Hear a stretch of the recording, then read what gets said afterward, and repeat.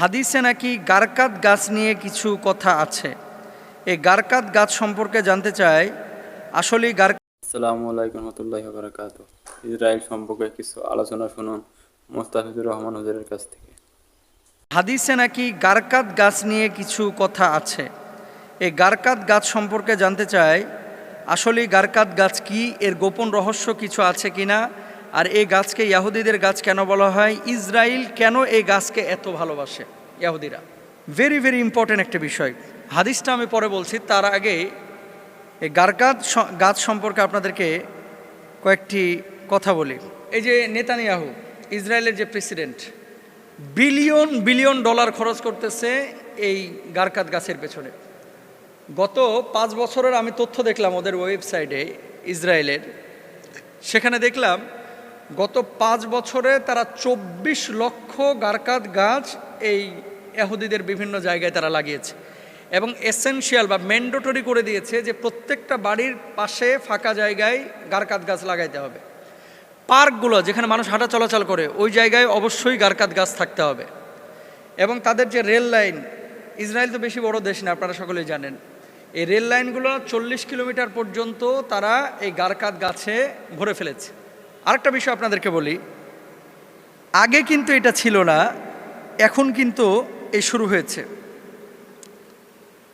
এখানে একটা ছবি আপনারা দেখতে পাচ্ছেন, দেখেন, আপনাদেরকে দেখায়, আপনাদের জন্য আমি এটা করেছি।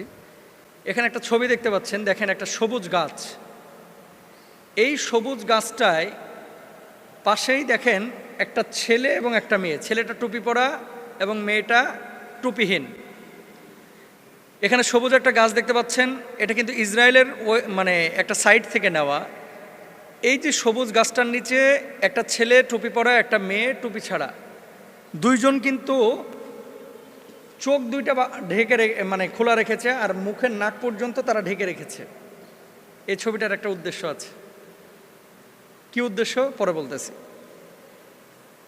এখানে লেখা save the Garkat tree, save the Garkat tree. মজার বিষয় হচ্ছে, হাদিসের ভাষ্য অনুসারে এই গাছটাকে বলা হয়ে থাকে অভিশপ্ত গাছ।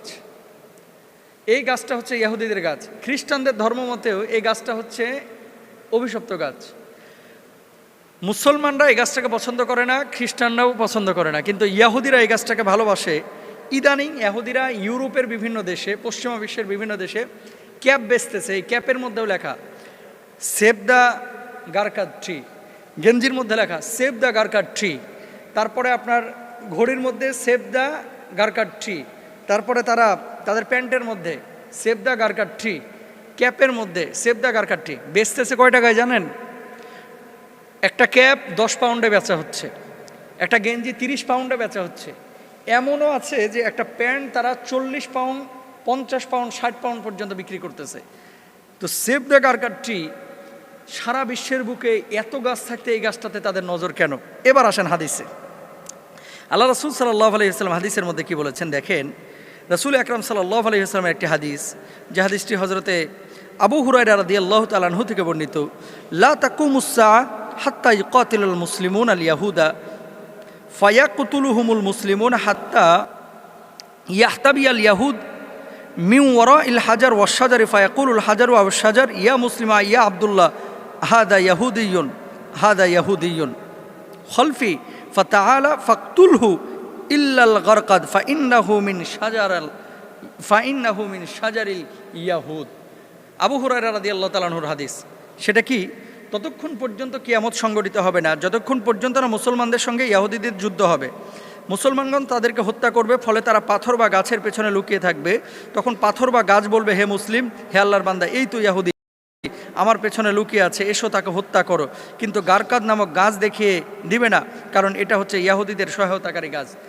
পাথর সাক্ষী দিবে যে এখানে ইহুদি আছে, কিন্তু এই গারকাত গাছ এটা হচ্ছে মূলত ইহুদিদের লুকানোর জন্য, ইহুদিদেরকে সেভ করার জন্য ইয়াহুদিরা নিজেরা এই গাছটাকে লালন পালন করতেছে, যেটা খ্রিস্টানরা বলতেছে অভিশপ্ত। এবং রাসূল সাল্লাল্লাহু আলাইহি সাল্লাম যখন খাইবার জয় করেছিলেন, এই গারকাত গাছ কিন্তু খাইবারের মাঠের আশপাশে ছিল, সব আল্লাহ রাসূল সাল্লাল্লাহু আলাইহি সাল্লাম কেটে সাফ করে ফেলাইছিলেন, এই গাছ রাখা যাবে না। ওমর ফারুক রাদিয়াল্লাহু তাআলা আনহু যখন খলিফা, উনি গোটা আরবে এই গারকাত গাছ কেটে একেবারে সাফ করে ফেলাইছিলেন।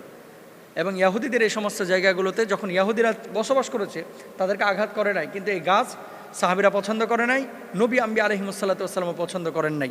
সুতরাং এই গারকাত গাছের এই গোপন রহস্য, এটা মূলত রাসূল সাল্লাল্লাহু আলাইহি সাল্লাম বলছেন কি, তোমার হাতে যদি একটা গাছ থাকে, এমন অবস্থায় দেখছো কিয়ামত শুরু হয়ে গেছে, গাছটাকে রোপণ করে দাও। কারণ কি, গাছ লাগানো অনেক সওয়াবের কাজ, কিন্তু গারকাত গাছ না, ফলজ গাছ, অন্য অন্য ছায়াদানকারী গাছ, যে কোনো গাছ আপনি লাগাবেন, সাদাকায়ে জারিয়া সওয়াব পাবেন ইনশাআল্লাহ। আল্লাহ তাআলা আমাদের বোঝার তৌফিক দান করুন।